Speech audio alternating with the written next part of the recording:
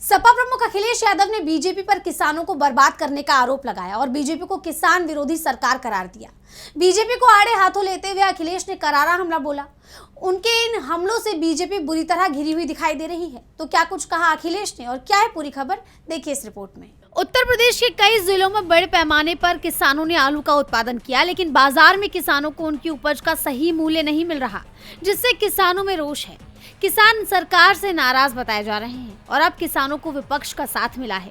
सपा कार्यकर्ताओं ने किसानों के समर्थन में उतरकर प्रदर्शन किया। आगरा के खंदौली में यमुना एक्सप्रेसवे पर कार्यकर्ताओं ने आलू के कट्टे फैलाकर गाड़ियों की आवाजाही रोक दी, जिस पर पुलिस ने उन्हें वहां से हटा दिया। इसी घटना का वीडियो शेयर करते हुए सपा प्रमुख अखिलेश यादव ने एक्स पर पोस्ट किया है। साथ ही उन्होंने बीजेपी पर निशाना भी साधा है। उन्होंने कहा, आलू के दाम गिरने से बर्बाद हो रहे किसानों के लिए किसान और खेती विरोधी भाजपा सरकार पूरी तरह से लापरवाह होकर बैठी है और उनकी मांगों की अनदेखी कर रही है। बीजेपी को सिर्फ अपनी राजनीतिक सत्ता से मतलब है। बीजेपी के नेता चुनाव प्रचार के लिए तो उपलब्ध है, लेकिन किसानों की परेशानी दिक्कतों के लिए उनके पास समय नहीं है।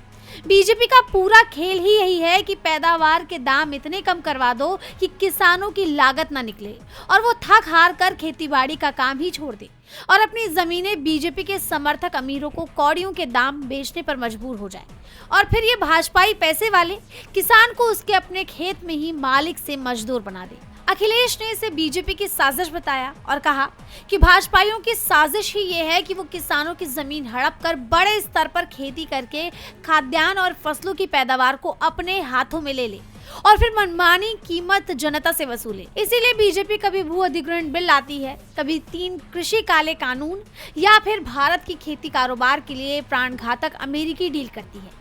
यही हाल रहा तो वो दिन दूर नहीं जब आज के खेत का मालिक किसान कल को अपनी ही खेत की पैदावार को खरीदने पर मजबूर हो जाएगा। भाजपा दल नहीं, दलाल है। अखिलेश के इन हमलों से बीजेपी बुरी तरह घिर गई है। देखना होगा कि सरकार की तरफ से इस पर कोई प्रतिक्रिया आती है या नहीं। डीबी लाइव की रिपोर्ट।